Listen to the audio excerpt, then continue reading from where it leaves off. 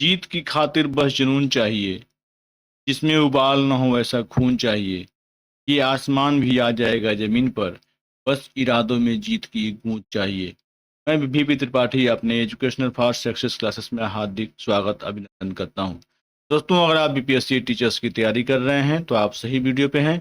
और हमारी जो वीडियो आ रही है यह BPSC टीचर्स के लिए बहुत ही बेहतरीन होने वाली है। चलिए, अभी तक हमने बहुत टॉपिक को कवर किया और आज हम कवर करने वाले हैं स्वराज पार्टी का गठन, साइमन कमीशन और कांग्रेस का लाहौर अधिवेशन। आप सभी को मालूम है कि नोट्स आप पढ़ते रहिएगा और हम चलते हैं सीधा अपने प्रश्नों के तरफ। अगर आपको किसी प्रश्न का उत्तर न समझ में आवे तो आप वीडियो को पुश करके व्याख्या को जरूर पढ़ लीजिए। चलिए, पहले क्वेश्चन की तरफ आते हैं। पहला क्वेश्चन अपना क्या है तो देखिए, पहला क्वेश्चन अपना निकल के सामने आया है। भारत में स्वराज पार्टी की स्थापना निम्नलिखित कारणों में से एक अथवा अधिक के लिए की गई थी। पहला, गांधी जी द्वारा असहयोग आंदोलन वापस लेना। दूसरा, काउंसिलों में प्रवेश कर तब उन्हें काम न करने देकर 1919 के भारत शासन अधिनियम का अच्छेदन करना। और तीसरा, ब्रिटिश सरकार द्वारा दमन। और चौथा, भारतीयों द्वारा इस आशय की अनुभूति कि उन्हें प्रशासन का अनुभव प्राप्त करना चाहिए। चलिए चलते हैं, देखते हैं ऑप्शन में क्या है, ऑप्शन क्या कह रही है उसको देखते हैं। उसके बाद से हम अपने आंसर की तरफ चलेंगे। तो देखिए, यह जो क्वेश्चन अपना है, यह क्वेश्चन है आपका यूपी लोअर 1998 का। पुट दिया हुआ है केवल एक, बी एक और दो, और सी एक दो और तीन, और डी एक तीन और चार। सही आंसर अपना होगा बी एक और दो। चलिए व्याख्या को एक बार पढ़ लेते हैं, बहुत इंपॉर्टेंट क्वेश्चन है। वर्ष 1919 के भारतीय शासन अधिनियम द्वारा स्थापित केंद्रीय तथा प्रांतीय विधानमंडलों का कांग्रेस ने गांधी जी के निर्देशानुसार बहिष्कार किया था और वर्ष 1920 के चुनाव में भाग नहीं लिया। असहयोग आंदोलन की समाप्ति और गांधी जी की गिरफ्तारी के बाद देश के वातावरण में एक अजीब निराशा का माहौल बन गया था। ऐसी स्थिति में मोतीलाल नेहरू तथा CR दास ने एक नई विचारधारा को जन्म दिया। मोतीलाल नेहरू तथा CR दास ने कांग्रेस को विधानमंडलों के भीतर प्रवेश कर अंदर से लड़ाई लड़ने का विचार प्रस्तुत किया तथा वर्ष 1923 के चुनाव के माध्यम से विधानमंडल में पहुंचने की योजना बनाई।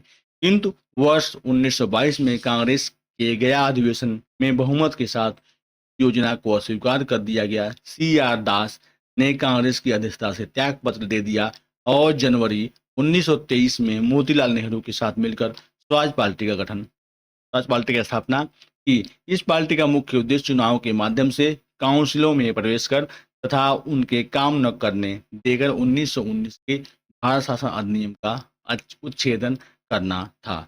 अब आते हैं दूसरे नंबर के क्वेश्चन की तरफ। यह क्वेश्चन अपना है, निम्न में से किसने स्वराज पार्टी के निर्माण के लिए कांग्रेस के अध्यक्ष पद से त्याग पत्र लिया था? ए CR दास, बी मोतीलाल नेहरू, सी विठल भाई पटेल और डी फिरोज शाह मेहता। सही आंसर क्या है तो ए CR दास सही आंसर है। अब चलते हैं तीसरे नंबर के क्वेश्चन की तरफ। यह क्वेश्चन है BPSC 1999 का। स्वराज पार्टी के गठन की असफलता के बाद हुआ था। ए असहयोग आंदोलन, बी भारत छोड़ो आंदोलन, सी सिविल नाफमार्मी आंदोलन और डी स्वदेशी आंदोलन। सही आंसर होने वाला है ए असहयोग आंदोलन। अब चलते हैं चौथे नंबर के तरफ। दोस्तों, मेरी वीडियो कैसी लग रही है आप एक बार कमेंट बॉक्स में जरूर बताएं। जल्दी जल्दी में हम पूरे प्रश्नों को कवर करेंगे। अगर आपने मेरी वीडियो को लाइक नहीं किया है तो मेरी वीडियो को लाइक कर दें। स्वराज दल की स्थापना असफलता के बाद हुई। ए असहयोग आंदोलन, बी सविनय अवज्ञा आंदोलन, सी रॉलेट बिल सत्याग्रह, डी चंपारण सत्याग्रह, ई उपयुक्त में से कोई नहीं, उपयुक्त में से एक से अधिक। सही आंसर क्या है तो देखते हैं ए असहयोग आंदोलन। अब आते हैं 5 नंबर के तरफ। स्वराज पार्टी को स्थापित किया था। ए बाल गंगाधर तिलक तथा महात्मा गांधी ने, और बी विपिन चंद्र पाल तथा लाला लाजपत राय ने, और सी CR दास, मोतीलाल नेहरू ने, और डी सरदार पटेल तथा राजेंद्र प्रसाद ने। आप देख रहे हैं यह क्वेश्चन कब कब पूछे गए हैं, इसलिए ये जितने भी क्वेश्चन आपके समझ आ रहे हैं ये सभी इंपॉर्टेंट हैं BPSC टीचर के लिए। ये देखते हैं आंसर क्या है तो सी CR दास था, मोतीलाल नेहरू सही आंसर है। अब आते हैं छठे नंबर के क्वेश्चन की तरफ। यहाँ पे है 1923 में स्वराज पार्टी का गठन किसने किया? ए महात्मा गांधी, बी वल्लभ भाई पटेल, सी CR दास, मोतीलाल नेहरू, और डी BR अम्बेडकर। ई उपयुक्त में से कोई नहीं, उपयुक्त में से एक से अधिक। देखिए BPSC ने भी इसी उसी क्वेश्चन को पूछा है। तो देखिए आंसर क्या होगा अपना, सी आर दास व मोतीलाल नेहरू।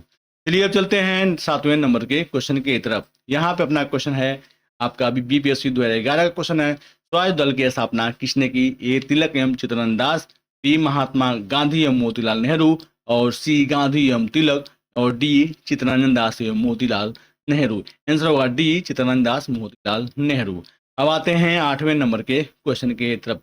यहाँ पे है निम्न में से कौन स्वराज पार्टी के गठन से संबंधित थे? ए Subhash Chandra Bose, B C R दास। देखिए सभी क्वेश्चन आपके बहुत इंपॉर्टेंट होने वाले हैं और कुछ क्वेश्चन को घुमा घुमा के पूछे जा रहे हैं, अतः आप उस पर ध्यान दें और प्रश्न कैसे भी घुमा के पूछे जाएं आप उनका आंसर तुरंत दे दें। ये जो भी क्वेश्चन आपके समझ हैं बहुत इंपॉर्टेंट हैं। तीसरा जवाहरलाल नेहरू और डी मोतीलाल नेहरू।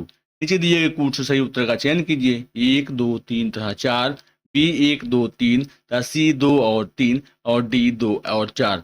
सही आंसर क्या है देखते हैं, डी 2 और 4 अपना सही आंसर है। तो चलते हैं नेक्स्ट क्वेश्चन की तरफ।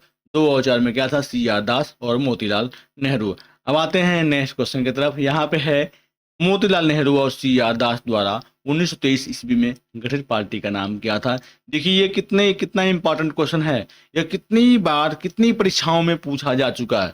अतः अगर आप बीपीएससी टीचर्स की तैयारी कर रहे हैं तो आप इस क्वेश्चन को जो है अपने दिमाग में बैठा लें। चलिए 9वें नंबर का क्वेश्चन है मोतीलाल नेहरू और सी आर दास द्वारा 1923 ईस्वी में गठित पार्टी का नाम क्या था? A independence party, B Ghadar party, C Swaraj party, D Indian national party. सही आंसर क्या है? तो सी स्वराज पार्टी। अब चलते हैं 10 नंबर के तरफ। यहाँ पे अपना क्वेश्चन है मोतीलाल नेहरू स्वराज दल के नेता थे, जिनमें से कौन दल में नहीं था? देखिए क्वेश्चन को कैसे घुमा दिया है, अगर आपको सब कुछ मालूम होना ही चाहिए। ए श्रीनिवास आयर, बी चित्तरंजन दास, सी विठल भाई पटेल, और डी सी राजगोपालचारी। चलिए देखते हैं सही आंसर क्या होने वाला है, इसकी व्याख्या भी देखेंगे। D C Rajagopalachari. अब आते हैं व्याख्या की तरफ। व्याख्या में लिखा हुआ है सी राजगोपालचारी स्वराज दल के नेता नहीं थे। इन्हीं के नेतृत्व में परिवर्तन विरोधियों ने दिसंबर 1922 में कांग्रेस के गया अधिवेशन में परिवर्तन समर्थकों को पराजित किया, जिसके बाद सी आर दास मोतीलाल नेहरू ने मिलकर जनवरी 1923 में स्वराज पार्टी की स्थापना की। श्रीनिवास अयंगर मद्रास प्रांत स्वराज पार्टी के संस्थापक तथा एनसी केलकर स्वराज दल के अन्य प्रमुख नेता थे। 1925 में विठल भाई पटेल का सेंट्रल लेजिस्लेटिव केंद्रीय विधानमंडल असेंबली का अध्यक्ष चुना जाना स्वराजियों की एक महत्वपूर्ण उपलब्धि थी। अब आते हैं 11 नंबर के क्वेश्चन की तरफ। निम्न में से कौन एक स्वराज पार्टी से संबंधित नहीं थे? A Motilal Nehru, B C R Das, C N C Kelkar, और डी राजेंद्र प्रसाद। सही आंसर क्या होगा? तो डी राजेंद्र प्रसाद सही आंसर है। देखिए एक ही क्वेश्चन को कैसे कैसे घुमा घुमा के पूछा जा रहा है। चलिए अब चलते हैं नेक्स्ट क्वेश्चन की तरफ। दोस्तों अभी तक आपने मेरे चैनल को सब्सक्राइब लाइक नहीं किया तो लाइक कर दें। हमारा उद्देश्य कैसे भी क्वेश्चन पूछे जाए आप उसका तुरंत आंसर दे सकें और बीपीएससी टीचर में आप उपलब्धि हासिल कर सकें, ये मेरी प्राथमिकता है। अब आते हैं 12 नंबर की तरफ। बिहार में स्वराज दल का गठन किसने किया? ए श्री कृष्ण सिंह, बी रामलाल शाह, और सी बंकिम चंद्र मित्र, और डी सचिंद्रनाथ सान्याल। ये उपयुक्त में से कोई नहीं, उपयुक्त में से एक से अधिक। सही आंसर क्या है देखते हैं, ए श्री कृष्ण सिंह। अब आते हैं नेक्स्ट क्वेश्चन के तरफ। दोस्तों निम्नलिखित घटनाओं का सही कालानुक्रम चुनिए। लखनऊ समझौता, दूसरा स्वराज दल की स्थापना, तीसरा जालियांवाला हत्याकांड, और चौथा बाल गंगाधर तिलक की मृत्यु। तो चलिए देखते हैं, अगर आप मेरे पुराने वीडियो देखे हैं तो आप को इसका आंसर जरूर मालूम होगा। चलिए देखते हैं सही आंसर क्या होने वाला। ए 1 4 3 एवं 2, और बी 4 3 1 और 2, और सी 1 3 4 और 2, डी 1 2 3 4। सही आंसर क्या है तो देखते हैं, सी अपना सही आंसर होगा 1 3 4 और 2। चलिए देखते हैं, आप इसका स्क्रीनशॉट जरूर रख लें। लखनऊ समझौता 1916, जालियांवाला हत्याकांड 1919, बाल गंगाधर तिलक की मृत्यु 1920, और आपका स्वराज दल की स्थापना 1923। अब आते हैं 14 नंबर की तरफ। यहाँ पे है स्वतंत्रता पूर्व भारत में निम्नलिखित में से किसने केंद्रीय विधानसभा में स्वराज दल का समर्थन किया था? A M A Jinnah, B मौलाना अब्दुल कलाम आजाद और सी डॉक्टर राजेंद्र प्रसाद और डी जवाहरलाल नेहरू। सही आंसर क्या है देखते हैं। सही आंसर क्या होने वाला था? ए एम ए जिन्ना सही आंसर है। अब आते हैं 15 नंबर की तरफ।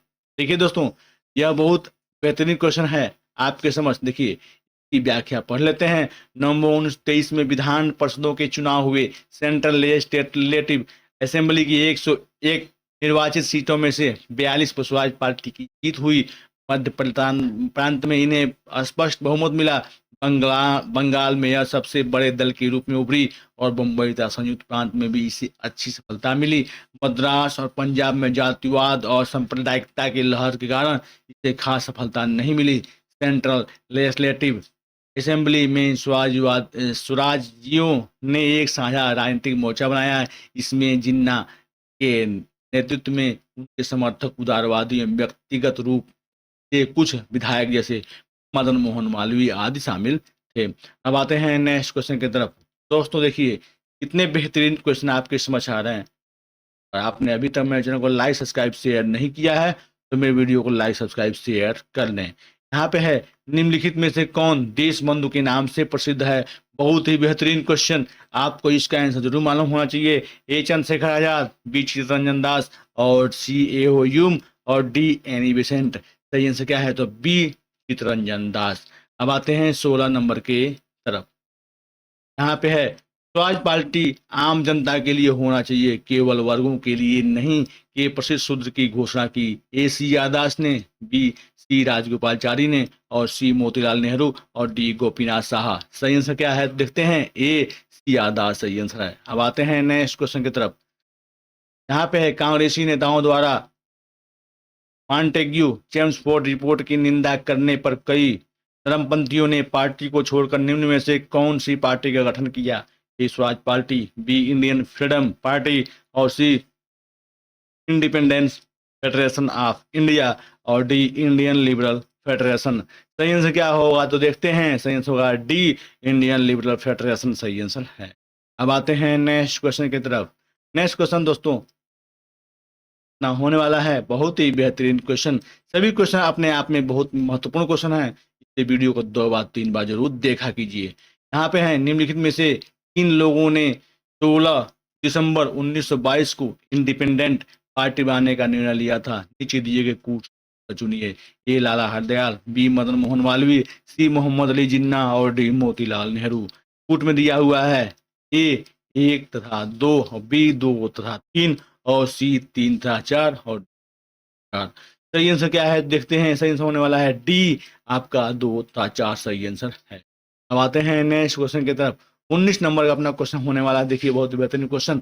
सेंट्रल लेजिस्लेटिव असेंबली का प्रथम भारतीय अध्यक्ष स्पीकर कौन था? ए सर हरीश सिंह गौर और बी विठल भाई जे पटेल और सी विठल भाई जे पटेल और फिर से आप देखते हैं यहाँ पे उत्तम दास टंडन। सही आंसर क्या है देखते हैं। बी विठल भाई जे पटेल सही आंसर है।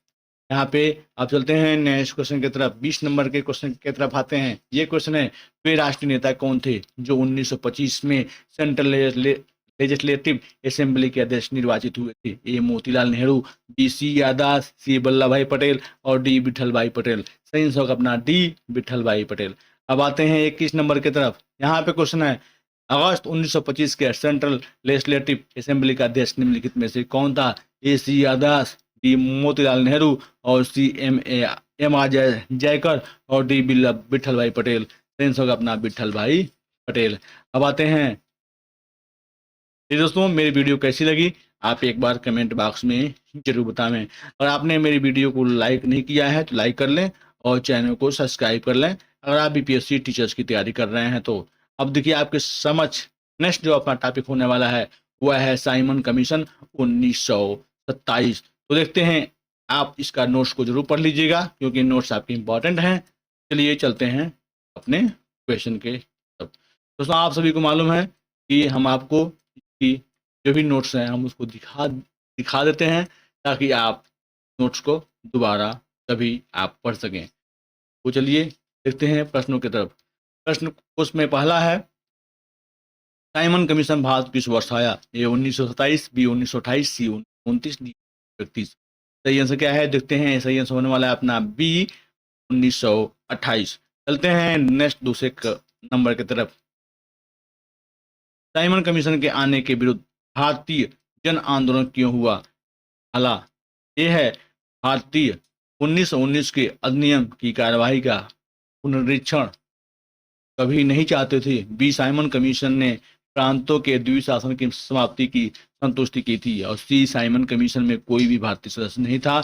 और डी साइमन कमीशन ने देश के विभाजन का सुझाव दिया था। सही होने वाला है सी साइमन कमीशन का कोई भी भारतीय सदस्य नहीं था।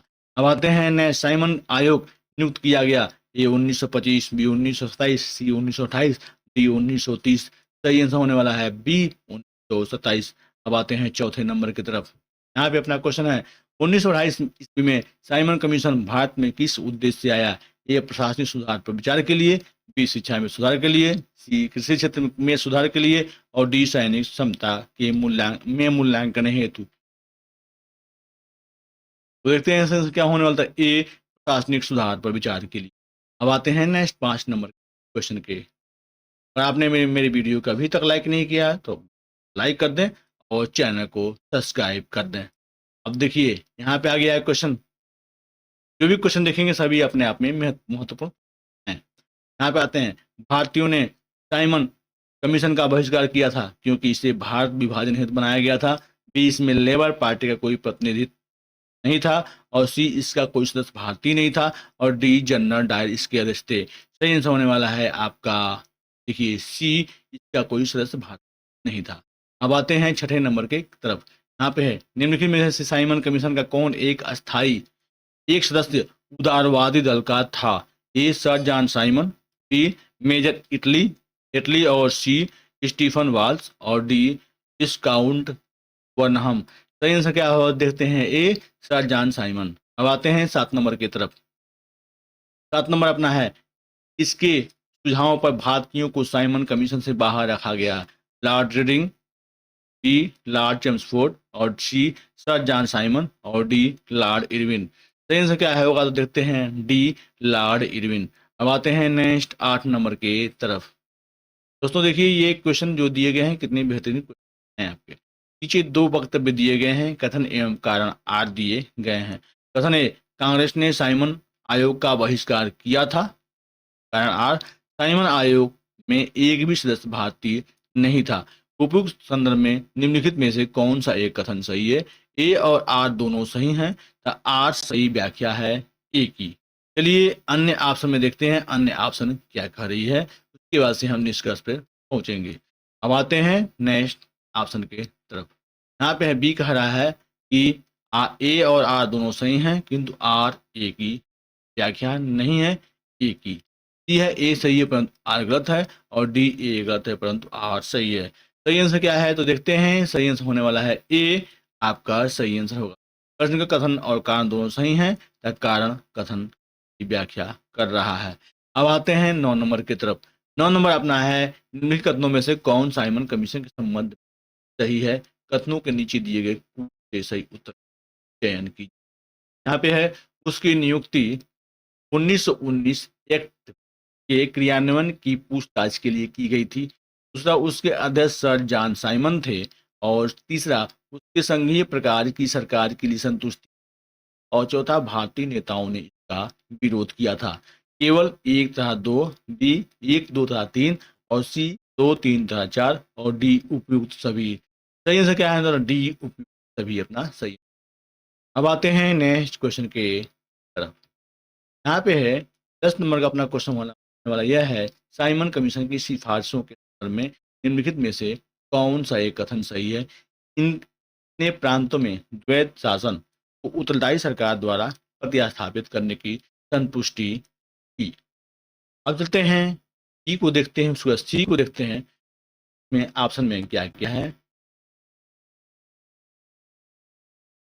अगर आपने मेरी पुरानी वीडियो नहीं देखी है तो जाकर मेरी पुरानी वीडियो देखें, क्योंकि अगर आप बीपीएससी टीचर्स की तैयारी कर रहे हैं तो आपके लिए वीडियो सभी इम्पोर्टेंट हैं। अब यहाँ पे आते हैं। देखिए बी नंबर का अपना क्वेश्चन है इसने गृह विभाग के अधीन अंतः प्रांतीय परिषद स्थापित करने का सुझाव दिया। सी इसने केंद्र के द्विशासन विधायिका को का सुझाव दिया। और डी, इसने भारतीय पुलिस सेवा के प्रावधान के साथ संयोजित करने का संतुष्ट कि ब्रिटिश भर्ती का भारतीय भर्ती की तुलना में वेतन तथा भत्ता अधिक। तो देखते हैं ए अपना आंसर अपना सही आंसर होगा। प्रश्न का विकल्प साइमन कमीशन ने प्रांतीय क्षेत्र में द्वैत शासन को प्रतिस्थापित कर वहां उत्तरदायी सरकार गठित करने की